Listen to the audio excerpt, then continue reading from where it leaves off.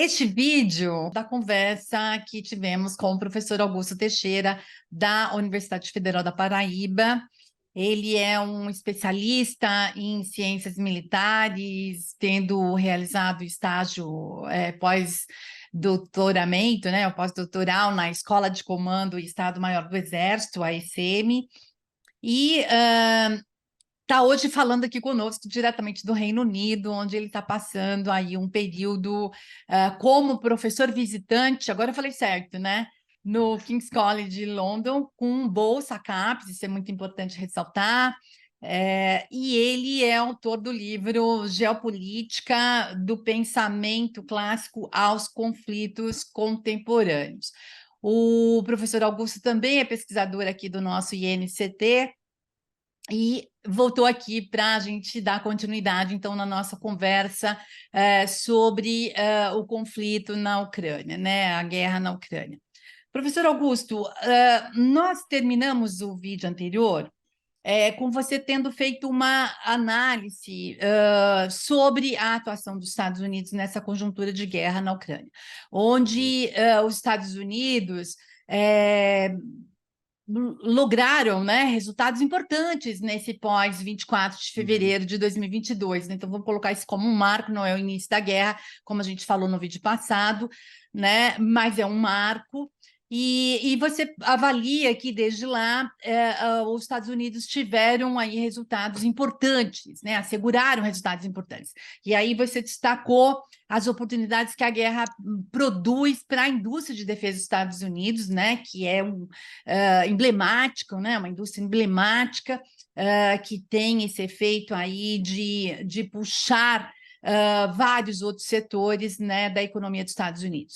E também o papel para a liderança dos Estados Unidos, para a ressignificação da OTAN, né, quer dizer, dá um outro sentido, mas ressaltou aí os riscos ligados ao apoio dos democratas ao conflito. Então, a gente está falando aí de um possível impacto negativo nas eleições de 2024 nos Estados Unidos, né, de grande importância. E uma outra questão que a gente pode explorar aqui é a relação da contraofensiva, né? Então, para o governo Biden, você toca nisso, talvez valha a pena a gente reforçar isso, né?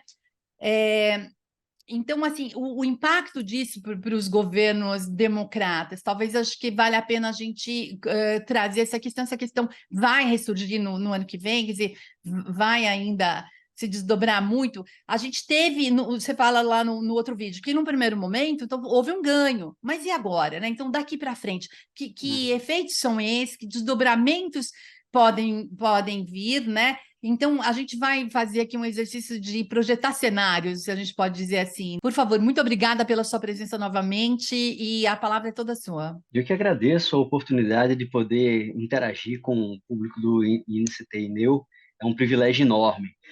Então, continuando o nosso bate-papo sobre a guerra na Ucrânia, na perspectiva dos Estados Unidos, né? Então, quando a gente gira para 2023, você começa a ter a repercussão dessas questões nos Estados Unidos. Em que sentido? Aquele bipartisan support para a Ucrânia começa a ter vozes dissonantes dentro dos Estados Unidos. Seja, por exemplo, com o Kennedy, democrata, que se coloca como alternativa ao Biden, que é crítico da postura americana em relação à guerra e chama por investimentos dentro dos Estados Unidos, o que, de certa forma, rivaliza um pouco com o discurso do Trump no tocante ao nacionalismo americano e a um refúgio do seu hiperativismo internacional, mas também começa a aparecer como um problema na própria mídia. O Carlson Tucker, por exemplo, que é um jornalista importante que era da Fox e agora tem meios próprios, bate sistematicamente. Ou o coronel McGregor, da reserva dos Estados Unidos, que começa a bater fortemente na política americana em relação à Ucrânia. Por que isso é importante? Porque não apenas o McGregor, que é forte nas redes sociais, ou o Tucker, que é importantíssimo na mídia, trabalha com a opinião pública dos Estados Unidos. Trabalha com o seguinte fato: o país tem uma inflação elevada no contexto, tem uma situação econômica que não é das melhores no contexto pós-pandêmico, demanda reformas e investimentos gigantescos na infraestrutura do país, e em menos de um ano se mandou para a Ucrânia o equivalente do gasto militar russo de um ano. Então, é muito dinheiro. Claro, outros países europeus também apoiam a Ucrânia financeiramente com equipamentos, sim, mas os Estados Unidos, como você bem colocou, Neuza, são de longe o grande apoiador, que dá, de certa forma, o respiro econômico e material para que a Ucrânia continue a performar militarmente, buscando lograr seus objetivos militares e políticos. Então, a entrada para 2023, ela entra com expectativa de virada. Qual expectativa de virada? A chamada contraofensiva ucraniana, a qual vinha sendo preparada há um bom tempo. Por quê? Quando a gente fala da contraofensiva, antes de falar do seu início, meados de junho do presente ano, é importante que se diga que você vai ter, de um lado, o treinamento e o adestramento de tropas ucranianas especializadas, por exemplo, blindados, artilharia, defesa antiaérea, fora da Ucrânia, Reino Unido e outros países europeus do continente, pago para isso. Você vai ter a chegada na Ucrânia de muito equipamento ocidental, vindo de depósitos dos Estados Unidos, mas também de países europeus, como, por exemplo, Bradley, Humvees, carros de combate Abrams, a, mais artilharia e com mísseis para o HIMARS, por exemplo. E mais importante, aí é onde o pulo do gato. A ideia de que a Ucrânia teria aprendido o American Way of War, ou seja, eles teriam comprado a ideia de como pensar e fazer a guerra como a OTAN faz. E isso foi extremamente importante e precioso para algo que os americanos sabem fazer muito bem, que são lições aprendidas. Desde a Segunda Guerra, pelo menos, eles têm, no nível militar, no político a gente retira o comentário, mas pelo menos no nível militar, eles têm centros de lições aprendidas. Em tudo que eles fazem, o debriefing é estudado. É estudado, é pensado, isso volta para a concepção de como é que dá a doutrina de preparo e emprego. O que a política faz com isso é outra coisa, mas pelo menos a tradição de lições aprendidas eles têm. A grande questão é se o seu tomador de decisão aprende com a lição que era para ter sido aprendida. Normalmente não ocorre. Mas quando a gente pega esse contexto ucraniano, você tem uma aposta de que eles abandonariam o modo soviético de fazer a guerra, calcado, artilharia, grandes unidades, avanços mais lentos, e muito intensivo em pessoal e equipamento, focado essencialmente em fogos de apoio, para o modelo OTAN, apoiado em artilharia com mobilidade, focado em mísseis, precisão versus massa, coordenação, comando e controle, elevada autonomia para as tropas no terreno, etc. E aí, a gente tem exatamente o ponto fundamental. Clima e tempo. As condições meteorológicas e o momento do ano, em relação à estação, vão ter um papel essencial na Ucrânia, para ações de defesa e ataque, e para preparação para ambas. É por isso que a grande questão era: olha, o verão vai chegar, a primavera começa a melhorar, a contraofensiva pode ser estruturada. Então, ela foi planejada. E, inclusive, os americanos conseguiram contribuir para que a Ucrânia fizesse os chamados jogos de guerra, war games. Por quê? Porque é uma prática muito forte nos Estados Unidos, na OTAN, de simular com jogos situações táticas, situações no nível operacional, permitindo com que os operadores no terreno conheçam certas respostas para potenciais situações. Isto somado a um processo que, neste ano, ocorre com mais intensidade, que é a reconversão de algumas brigadas ucranianas em brigadas padrão OTAN, com equipamento, apesar de serem brigadas menores do que brigadas tradicionais. Então, você tem uma aposta muito grande em que a Ucrânia teria equipamento ocidental de qualidade, teria uma logística de apoio próxima ao modelo ocidental e teria, por sua vez, uma incorporação de uma forma de guerrear doutrina OTAN, essencialmente. Com um pequeno detalhe, que é exatamente o que você colocou começou o vídeo anterior falando: sem aviação. E esse é um detalhe fulcral. Por quê? Porque a doutrina americana, ela substitui parcialmente o efeito produzido pela artilharia com a aviação.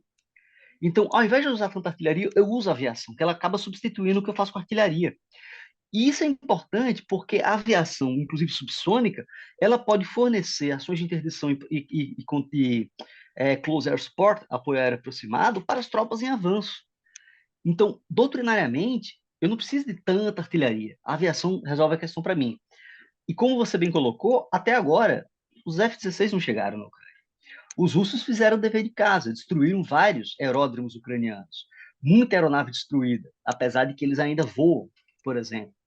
Então, isso é um problema, porque o substituto para essa aviação no conceito operacional acaba sendo artilharia, essencialmente aquela de mísseis e foguetes, que vai permitir fogos em profundidade com efeitos semelhantes ao que a aviação poderia fazer.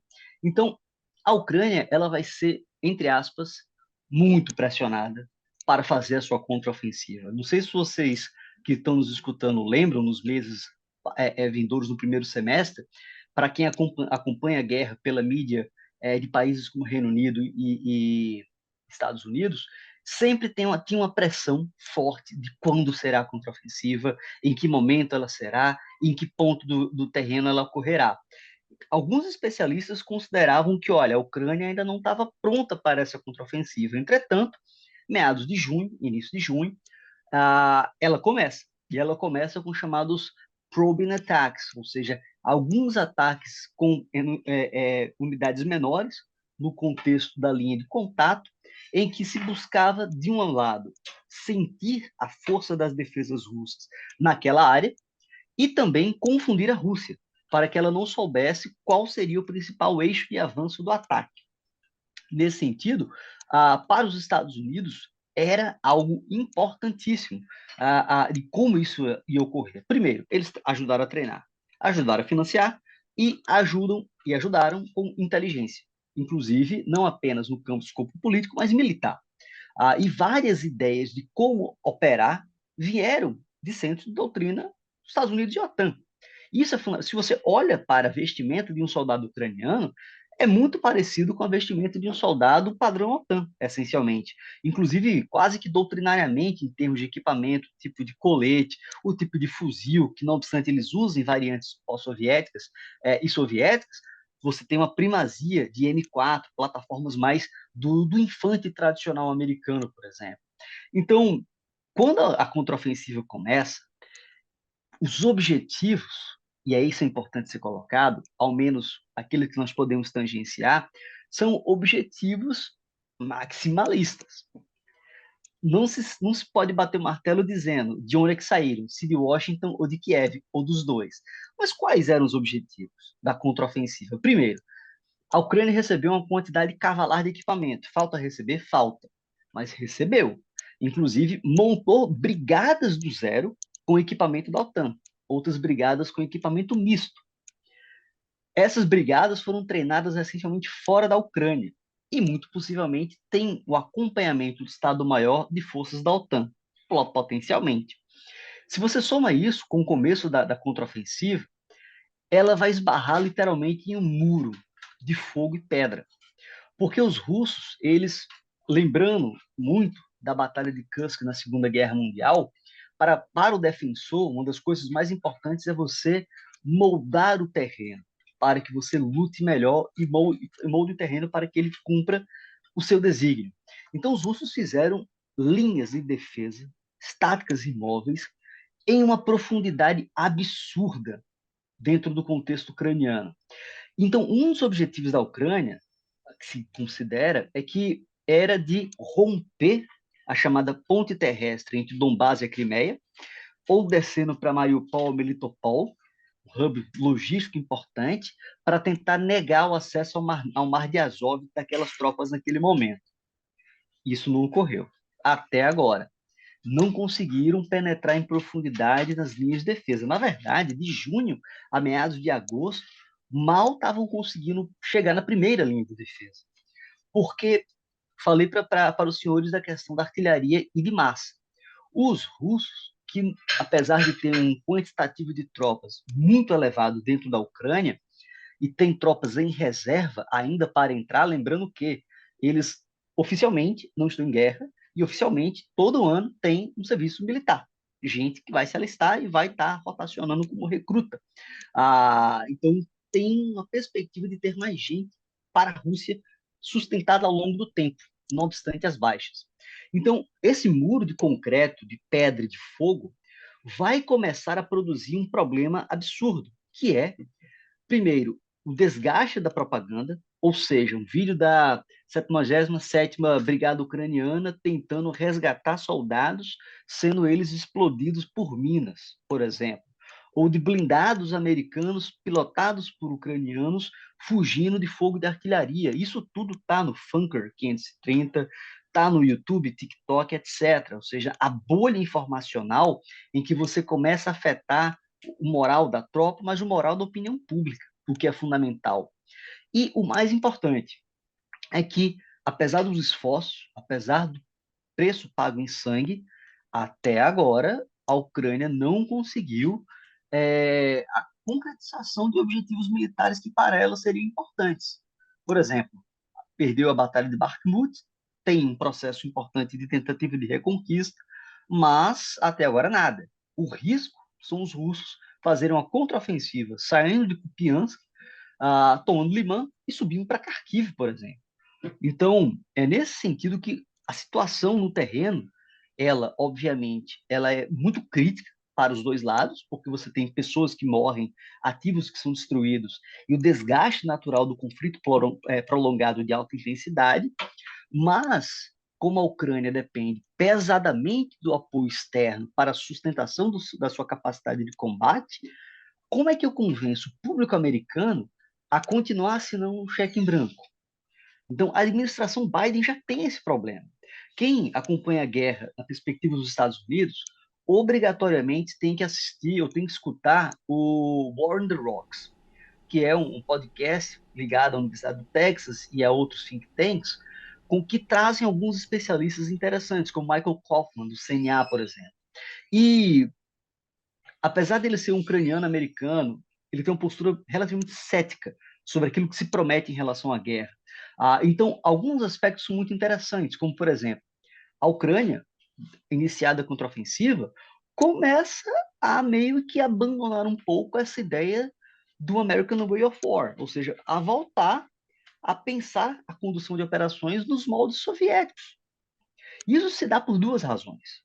Primeira, a imensa maioria do oficialato elevado ucraniano foi treinada e adestrada nessa concepção doutrinária. Segunda, muita gente que foi treinada em conceito OTAN, que estava nos primeiros dias da guerra, nas primeiras semanas e meses, pessoas valorosas já morreram. E o terceiro aspecto, não menos relevante, é que eles começam a perceber que muita gente foi trazida para o serviço militar ativo, pessoas mais antigas, foram treinadas e adestradas no modelo soviético. Então você tem um choque geracional dentro da Ucrânia, você tem um choque em termos de equipamento, legado soviético, legado OTAN nas suas maiores diferenças, padrão francês, padrão britânico, americano, etc. E uma situação em que é difícil você avançar no terreno. A grande questão é como é que o Biden lida com isso? Como é que o Departamento de Estado e Defesa lidam com isso? Lá no CNA, no War on the Rocks que eu falava, tem alguns episódios muito interessantes com entrevistas com pessoas, funcionários civis do DoD, em que se discute como é que os sistemas de armas que são selecionados são enviados para a Ucrânia e por quê. Os ucranianos, como um país em guerra, e têm a oportunidade de pedir apoio, pedem tudo. Tudo. Na prática, eles precisam de tudo. Eles precisam de baterias costeiras, eles precisam de defesa antiaérea, eles precisam de aviões, eles precisam de meios de asa rotativa e fixa para a realização de operações no nível tático, eles precisam de munição, essencialmente de artilharia. Ou seja, a grande questão é: o orçamento é limitado, a logística para o envio dessas coisas não é a mesma, e a disponibilidade para entrega não é imediata, a depender do que se pede. E três, tudo isso custa. E custa inicialmente para um pedido do executivo ao Congresso para assinar um cheque em branco para dar. E isso vai ser, de certa forma, jogado no debate presidencial, nas mídias sociais nos Estados Unidos e na televisão. Isso pesa para o Biden, especialmente se no contexto eleitoral o resultado for muito mais para algo como o Talibã 2020-21 do que uma vitória. Então, isso é muito problemático, porque essa contraofensiva ucraniana, ela reconquistou algumas vilas até agora, ela vem conseguindo desgastar algumas tropas russas no setor, mas os objetivos de caráter estratégico não foram alcançados. Os russos ainda têm a ponte terrestre que liga o Donbass à Crimeia, os russos ainda têm um contingente de tropas em reserva, e os russos estão com sua indústria de defesa, como os americanos, a todo vapor, realizando o processo de conserto e construção de novas unidades para o front. Enquanto isso, a Ucrânia tem dificuldades na manutenção da sua capacidade fabril industrial. É importante sempre lembrar que ela teve um êxodo populacional brutal nos primeiros meses da guerra, a, algo em torno de uma população de 40, 45 milhões de pessoas, perto de 10 milhões saíram do país. Então, além do drama humanitário, você está retirando da Ucrânia fator de produção, gente que produz, gente que está lá contribuindo indiretamente com forças de guerra, inclusive homens em idade militar. A Rússia teve esse problema também, mas a Rússia tem uma população que é quase 3 vezes maior do que a da Ucrânia. Então, isso pesa a perspectiva de que a guerra deve durar bastante ainda nesse sentido. Então, para a administração Biden, a contraofensiva ela pode ser percebida como outra conjuntura crítica. Claro, a Ucrânia poderá fazer outra contraofensiva? Possivelmente sim. Mas quais são os óbices? Inverno. O inverno vai chegar. E, ao chegar, ele dificulta ações ofensivas de grandes unidades a depender da circunstância e do contexto, favorecendo, em tese, ações defensivas. Segundo, muita coisa já foi destruída. Se a gente lembra lá, 4 de junho, às 6, você vai ter uma quantidade razoável. São os primeiros Leopard alemães destruídos na Ucrânia. Você vai ter Bradleys destruídos na Ucrânia. Isso é caro, muito. São sistemas caríssimos, não obstante sejam de apoio de transporte de infantaria, etc. E o terceiro aspecto não menos relevante, que é o home front nos Estados Unidos para essa manutenção da ajuda em um contexto pós-inverno. Claro, é possível que a contraofensiva ocorra no outono? É possível, sim. Só que uma contraofensiva, ela tem o seu início, ela tem o seu apogeu e tem um ponto culminante, em que ela começa a decair, seja pelo cansaço, seja pela incapacidade da conquista de objetivos estratégicos, ou pela própria quebra da moral da tropa, ou mudança do objetivo por parte da liderança política. E aí tem um elemento que é importante a gente considerar. Apesar de vendo a guerra pela ótica americana, eles não controlam tudo. Então, por mais que ele seja um ator pivô para como a Ucrânia luta, ela ainda tem algum espaço de agenda e possivelmente devem ter dissensões internas. Não é à toa que o próprio Zelensky baniu da política alguns partidos que lhe são críticos, por exemplo. Então, você tem uma situação interna dentro da própria Ucrânia que não é tão favorável. Então, quando a gente pega toda essa conjuntura e joga para os Estados Unidos, o desafio é, como eu explico para o público americano, pensando em um contexto no outubro, novembro, que os russos ainda estão lá, que os russos ainda têm a Crimeia, que os russos ainda têm as quase 4, 5 linhas em sequência de fortificação em boa parte do Donbass. E se acontece uma contraofensiva russa nesse intermezzo entre o fim da contraofensiva ucraniana e o inverno? Como justificar para o público americano, entendeu? Porque, assim, algo que a administração Biden tem como desafio, e até o momento tem tido relativo êxito, é o chamado controle da escalada. Isso é importante, mostra que ecos aprendidos na Guerra Fria foram aprendidos por Rússia e Estados Unidos. Como assim? Falei para vocês do HIMARS. Os Estados Unidos foram bastante criteriosos em municiar a Ucrânia com armamento que não pudesse ter um alcance tão grande, para exatamente sinalizar que não havia interesse de que estes fossem usados diretamente contra a Rússia, território russo. 2, você vai ter a negativa da construção de uma zona de exclusão aérea sobre a Ucrânia, o que, obviamente, envolveria a entrada da OTAN na guerra. Ponto. E 3, não menos relevante, é como ele dizer, a tentativa de, entre aspas, não validar em público ações de força diretas da Ucrânia dentro do território russo, seja com ataque a drones contra alvos militares em bases avançadas, perdão, bases nas profundezas do território russo, ou alvos contra valor na destruição de infraestrutura em cidades russas, como em Moscou, por exemplo. Então, a diplomacia está ativa, isso é um aspecto muito positivo. Os canais de comunicação, apesar das sanções, apesar dos problemas, eles se mantêm relativamente ativos. E até com uma justificativa muito boa. O Putin, especialmente à luz do Medvedev, sempre fazem o rumor de sabres nuclear, a chamada ideia do escalar para desescalar, ou da possibilidade do emprego de armas nucleares táticas.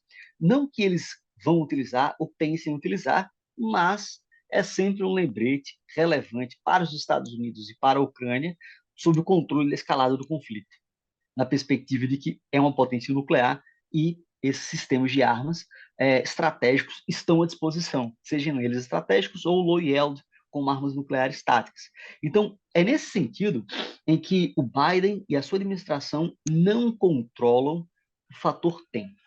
Esse é um elemento essencial. Eles podem controlar o quanto de equipamento chega na Ucrânia, eles podem controlar o quanto de inteligência fornecida para a Ucrânia, eles podem controlar o quanto de sanções e o arroxo das sanções contra a Rússia, mas eles não conseguem controlar a resiliência da Rússia no decurso do conflito, ou o redesenho que a Rússia processa em termos de articulação e alinhamento para a sustentação política, econômica e militar das suas condições de combate. Porque entenda, esse ano vai demonstrar não apenas que a Rússia tem uma resiliência, porque um custo absurdo que está acontecendo na Ucrânia, inclusive para a Rússia, mas que, por exemplo, o Irã tem bons sistemas de drones e boas munições vagantes, com a indústria nativa.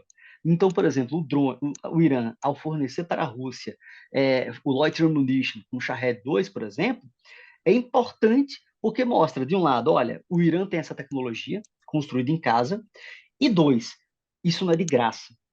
Muito possivelmente, a Rússia poderá abrir para países como o Irã informações no campo militar, sobre tecnologia, por exemplo. Algo que para o Irã é importantíssimo, apenas dando como exemplo. Então, querendo ou não, os Estados Unidos eles podem sim, no decurso do primeiro ano, nos primeiros momentos da guerra, ter logrado êxito em redesenhar parte da geopolítica e geoeconomia europeia em seu favor. Como falávamos no vídeo anterior, ressignificação da OTAN, a sua ampliação e o desgaste brutal do seu oponente, que é a Rússia. Não há o que negar em relação a isso. O problema é que esses jogos no campo da geopolítica e da estratégia não são jogos de partida única. Eles são jogos consecutivos e ao longo do tempo. E o tempo joga contra os Estados Unidos, especialmente contra o Biden. Contra o Biden. Porque a grande questão é, primeiro, o fôlego econômico para a sustentação da ajuda. Segundo, a potencial depreciação da condição econômica nos países europeus da OTAN, o que pode afetar o seu apoio à Ucrânia, porque esse é um dado que a gente não pode esquecer. Os países que inicialmente cederam para a Ucrânia material bélico do legado soviético vão ter que comprar material ocidental barra estadunidense ou de países amigos. Isso não chega do dia para a noite. Então, a facilidade de envio cai, começa a cair. Então, aí fica naquela circunstância, poxa, me dá equipamento, eu só tenho equipamento ou novo ou que está em uso. Me dá, eu estou precisando, não dá. É por isso que os F-16 têm a promessa de trazer países para o projeto do F-35, ou outras linhas de crédito. Ok, mas o caça não chega de um dia para a noite. Então tem esse problema, porque os países também estão com receio da iminência da escalada do conflito no contexto europeu. Então é um problema. Apenas para deixar isso mais claro, como para os Estados Unidos isso foi importante, a escala do consumo de munição de artilharia é tão absurda na região do Donbass, por exemplo, que os americanos, a priori, estão rapando o tacho do que tem na Europa, correndo para produzir internamente e entregaram para a Ucrânia bombas de fragmentação, a despeito dos impactos que isso podia ter com a Aliança Atlântica, a França contra, a Alemanha contra, por exemplo. E os ucranianos estão usando dentro do seu próprio território, o que é algo inédito. A Rússia usar, se compreende, não é dela, mas a Ucrânia usar, especialmente com o potencial de impacto humanitário futuro, e os americanos, o Biden, autorizou esse envio. Então, isso não acontece no vácuo. Então, é uma situação que se mostra que, olha, a paciência estratégica de longo prazo é um ativo raro na política internacional contemporânea, inclusive nos Estados Unidos, hoje. O que nos leva, Neuza, a uma seguinte constatação. Ponto 1. Se nós olhamos para a guerra e vemos que a Ucrânia tem dificuldade de avançar, os avanços russos são muito lentos, isso pode ser visto de duas formas.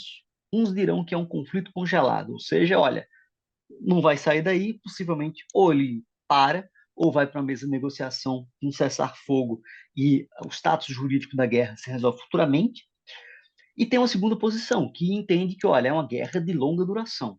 A liderança política na Ucrânia e na Rússia entendem e aceitam isso. Aceitará os Estados Unidos? Essa é uma grande questão. A depender das primárias e da configuração eleitoral do ano que vem, a questão da guerra da Ucrânia talvez não tenha bipartisanship. E aí a coisa fica muito complicada a depender de como esteja a situação na Ucrânia e com a própria situação de entregas da administração Biden. E nesse sentido, quando a gente olha para os prospectos no campo mais amplo do que a Ucrânia, os Estados Unidos olham para o longo prazo com alguns aspectos de receio. Primeiro, sim, conseguiram magoar a Rússia, ferir a Rússia, com certeza. Inclusive, ferir a Alemanha, que investiu pesadamente em uma reaproximação com Moscou, especialmente com uma interdependência brutal no campo da energia, caracterizada por infraestrutura, como o Nord Stream 1 e 2. Feriu o aliado também. E essas coisas podem voltar em futuros ciclos eleitorais. Por outro lado, os Estados Unidos consideram o seguinte: conseguiu colocar a Rússia em separado da Europa em tudo? Sim, inclusive com uma russofobia alimentada por alguns meios. Mas, pelo outro lado, a relação de dependência russa em relação à China aumentou de uma forma absurda. Enquanto que um país como a China, que depende de importação de energia e boa parte da mesma vinha pelos mares, agora eu tenho o prospecto da ampliação de oferta energética de oleoduto e gasoduto em maior quantidade e volume, vindo direto da Rússia, por rotas mais tranquilas, por terra, por uma área pela qual a China quer se projetar. E é uma área de ascendência russa por natureza, que é a Ásia Central. E terceiro, não menos relevante, as sanções. Elas vão provocar um efeito de ferir a Rússia gravemente, com esforço de coerção, sticks and carrots, mas vai ferir o mundo inteiro, inclusive os Estados Unidos. E o não embarque de vários países, não apenas potências emergentes, como o próprio Brasil, mas de países africanos em relação às sanções, vai deixar muito claro o corte norte-sul global, não necessariamente acompanhado de uma nova Guerra Fria, mas possivelmente de um mundo policêntrico, de um mundo multipolar, em que a Rússia tenta despontar para pelo menos a manutenção de alguma coisa do seu antigo espaço de influência, não obstante bastante exaurida. A China aproveita a circunstância muito bem, não apenas para tecer laços de dependência para com a Rússia, mas ganhando geopoliticamente com a guerra da Ucrânia, quase como um paradoxo. Qual o paradoxo? A OTAN, ela funciona de duas formas. seja como aliança militar defensiva, aquilo pela qual ela foi criada, mas também como mecanismo, organização de gerenciamento de segurança. E há muito tempo existe o desejo de um pivô da OTAN para a Ásia-Pacífico, como nós vimos países como o Reino Unido, França, realizando operações de liberdade de navegação no Mar do Sul da China, por exemplo, ou no Estreito de Taiwan, e a China reclamando. E foi alardeado que a OTAN iria se projetar para a Ásia-Pacífico, em somatório com outras forças pró-americanas naquela área.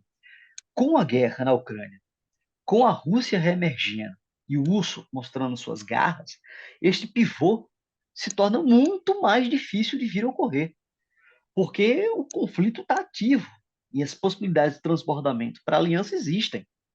Como é que esses países vão se projetar para a Ásia e Pacífico no curto tempo ou no médio prazo? Então, para a China, é muito interessante uma circunstância como essa, apesar de ter problemas com a instabilidade econômica e financeira e de comércio que isso provoca também. Então, é uma situação muito interessante, porque você tem um contexto mais amplo da própria guerra, que é o contexto de mudança de polaridade, ou seja, aquela configuração unipolar pós-guerra. Estamos tentando descobrir se ela é uma multipolaridade desequilibrada, diversos polos de poder lutando para ter algum nível de autonomia nas suas regiões, ou uma bipolaridade, centrada ou nucleada pela rivalidade sino-americana, em que a Rússia pode ser um epifenômeno.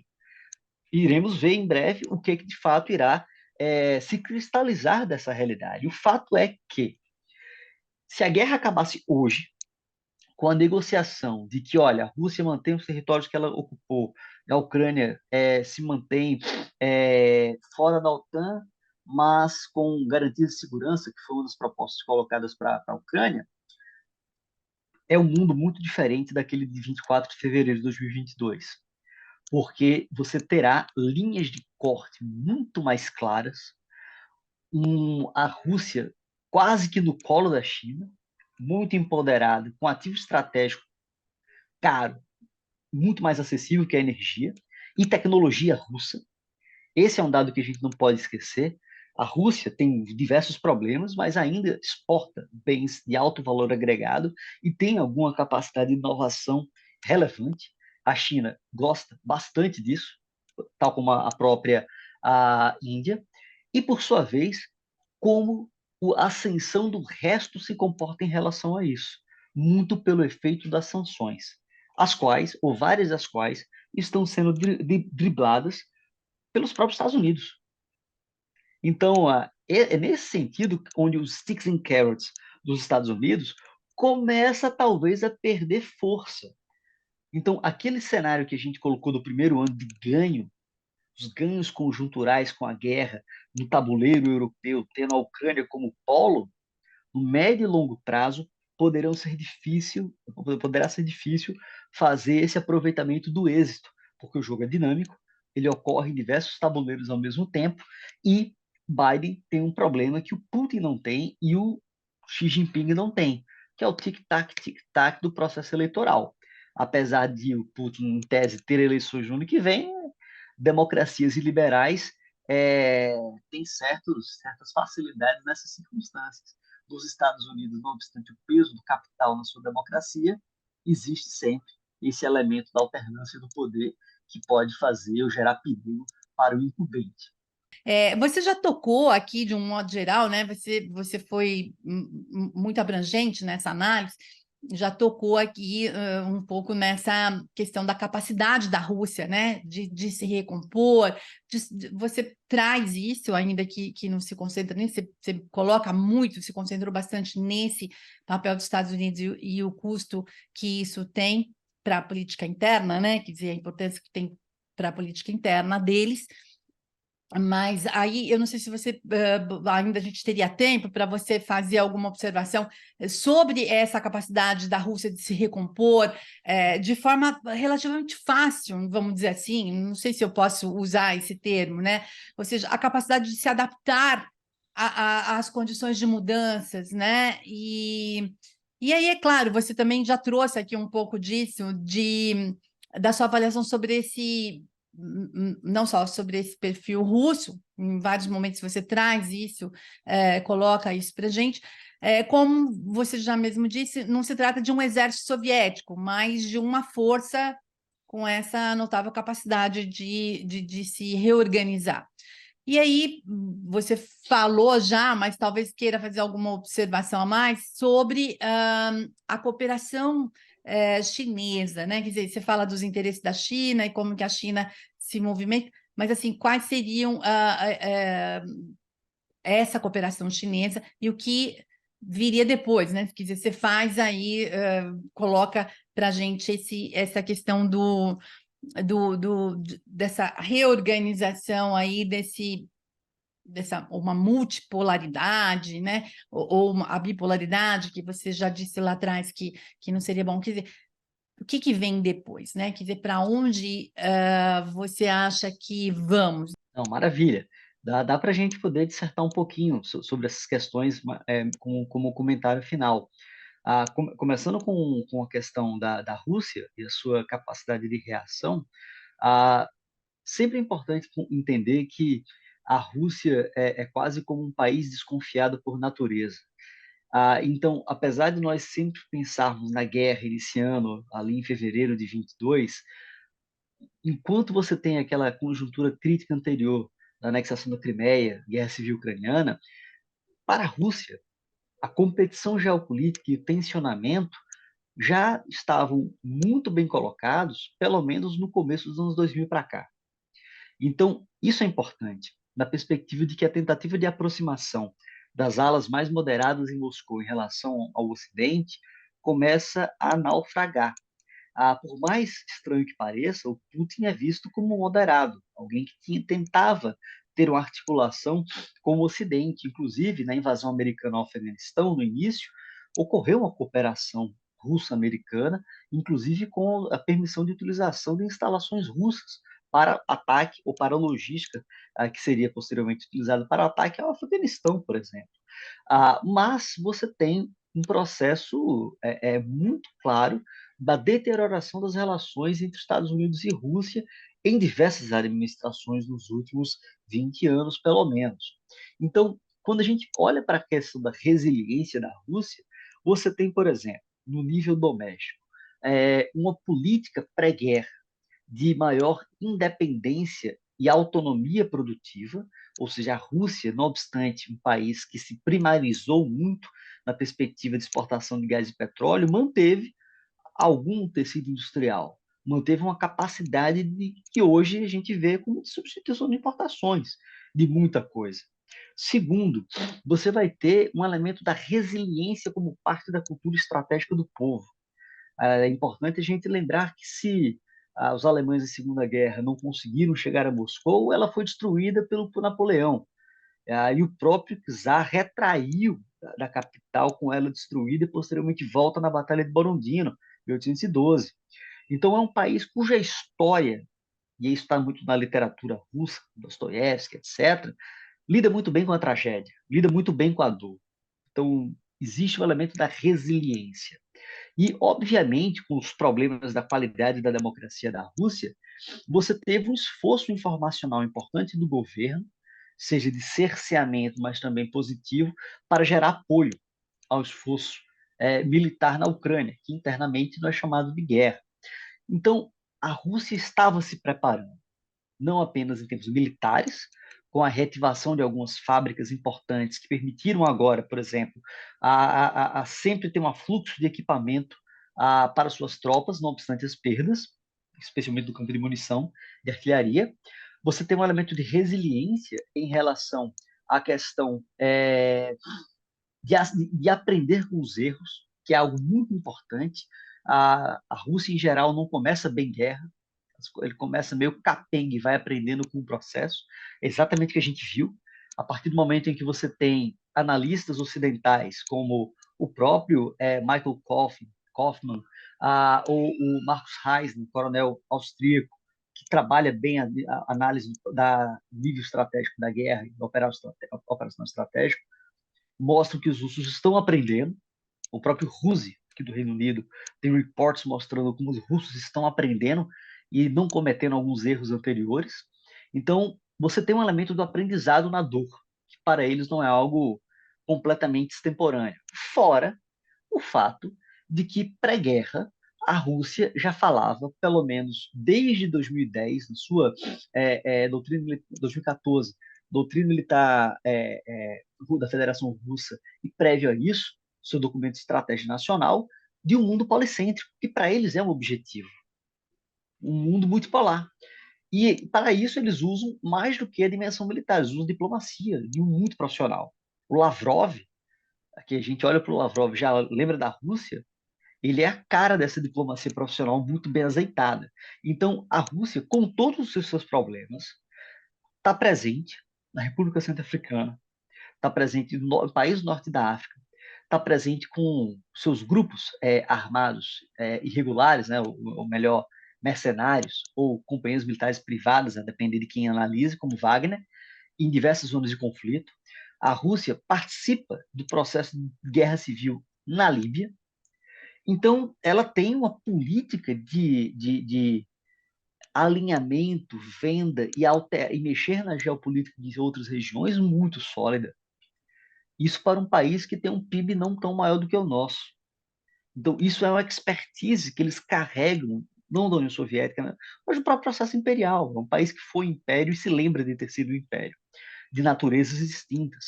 Então, esse é um elemento da resiliência que alguns analistas, de certa forma, tiveram wishful thinking de que, olha, os russos vão mudar, ou eles vão cair, ou eles... Tá entendendo? Então, isso é algo muito, muito perigoso, você não conhecer o seu adversário. E para um país como os Estados Unidos, isso é fatal, porque os americanos tiveram uma tradição de sovietólogos e russólogos muito forte. Então, quando a gente olha para alguns relatórios ou informes do DoD sobre a Rússia, pô, muita coisa parecia wishful thinking, ou reports da inteligência britânica sobre a situação da guerra. Para os russos não terem mísseis desde a metade do ano passado. E toda semana a gente vê bombardeio e utilização de mísseis contra Kiev, por exemplo. Então, tem muito wishful thinking, campanha informacional para a opinião pública, para a sustentação desse apoio. E a Rússia tem um elemento de ter um espaço cibernético mais fechado e tem uma capacidade de manter algum grau de resiliência com o convencimento e com a força em relação à sua própria população. E, obviamente, falávamos aqui de uma relação de quase dependência para com a China, mas isso não é plenamente verdade, porque a China, não obstante a assimetria entre os dois, também depende alguma coisa da Rússia. Então a Rússia, de certa forma, tende a saber a jogar esse jogo em que ela não está em uma posição tão interessante.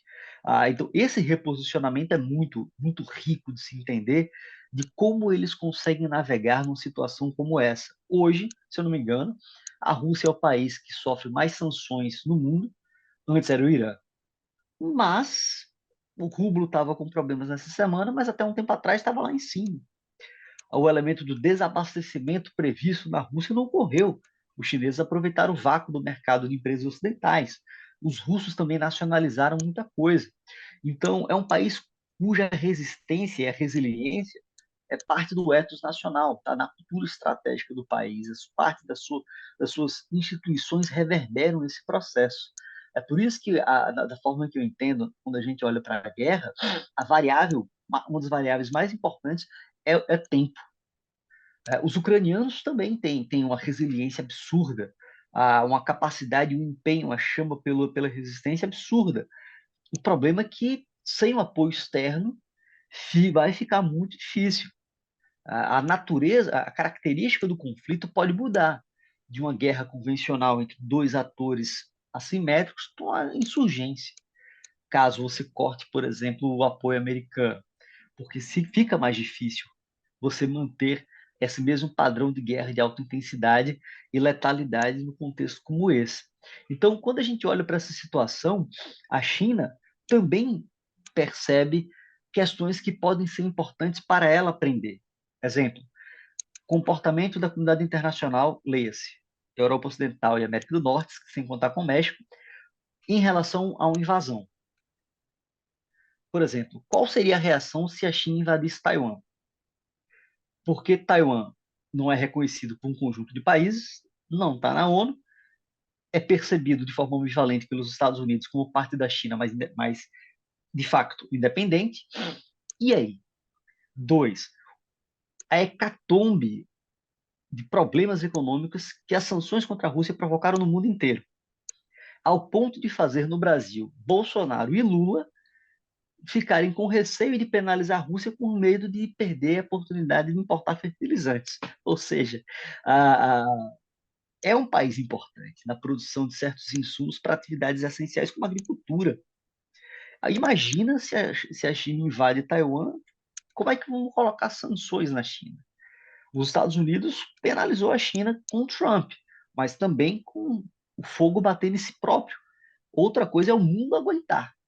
Então, essas questões, elas evocam de forma muito clara que aquilo que se achava dormente ou esquecido, que é o retorno da competição geopolítica, a competição entre grandes potências, voltou e a sua gramática é a guerra. E ela vai continuar em intensidades variadas. E quem não se preparar para isso, meus pêsames, porque hoje é a Ucrânia, amanhã pode ser outro país. A gente está vendo uma potencial intervenção no Níger agora, que não é completamente de mentalidade de países africanos, mas tem interesses europeus também naquele contexto. E você tem um mundo em que a violência ela é uma realidade da história. A Rússia se preparou em relação a isso. A Rússia vem remodelando como luta, como treina e como mantém-se no processo, com muitos erros, claro, mas ela ainda está lá. E esse é o elemento. O tempo conta diferente para a China, para a Rússia e para os Estados Unidos. É por isso que essa polaridade indefinida, a qual eu apostaria mais numa multipolaridade do que em uma bipolaridade, até porque a China tem um comportamento muito estranho em relação à formação de alianças sólidas ou rígidas, ela não faz isso como os Estados Unidos gostam de fazer. Os Estados Unidos força o alinhamento, a China deixa isso um pouco mais implícito, sem elementos formalísticos na relação. E isso, obviamente, tenderá a nos afetar no futuro. A guerra nos afeta diretamente. É só você ir na padaria comprar pão, colocar gasolina no seu carro ou tentar comprar uma passagem aérea. Agora imagine isso perdurando em 2024 em uma situação mais complicada. É por isso que, da forma que eu entendo, todos esses aspectos, eles apontam com um processo de catalisador de mudanças geopolíticas ocasionadas ou tendo como um evento paradigmático esta guerra. Eu fico muito, muito agradecida de verdade. Acho que você deu tremendas aulas aqui, né, para a gente, fez uma abordagem bastante detalhada, e bastante didática também. Então, eu acho que essa é a ideia. Então, olha, mais uma vez, eu agradeço não só a participação aqui do professor, que veio com toda a generosidade aqui falar com a gente, ainda mais estando longe, né, do país, então tem uma outra correria, né, lá. Essa participação aqui no programa do professor Augusto e de todos os demais que vêm aqui, para a gente é muito interessante, é muito importante, a gente gosta disso, precisa disso, investe nisso, né? E foi muito bom ouvir essas reflexões de um especialista, né, em ciências militares, então eu acho que entra num nível de detalhe que a gente talvez não possa acompanhar, mas, por outro lado, aplicando aí uma didática boa, a gente conseguiu contornar tudo isso. E, pessoal, mais uma vez, eu agradeço muito o apoio de cada um que segue aqui com a gente, que é companheiro, que é companheira. Eu espero que todos vocês continuem acompanhando, continuem com a gente aqui nesse programa sobre políticas domésticas e política externa dos Estados Unidos, aqui no nosso canal do YouTube. Obrigada, então, a todos vocês e até um próximo vídeo. Se você e todos aí que estão com a gente gostaram desse vídeo, então deixa a gente saber disso, então vai lá Não vai embora não, sem dizer para a gente que você gostou, tá bom? Vai lá e clica aqui o gostei, tá bom? Obrigada mais uma vez. Um abraço a todos. A gente se vê em breve. Até logo.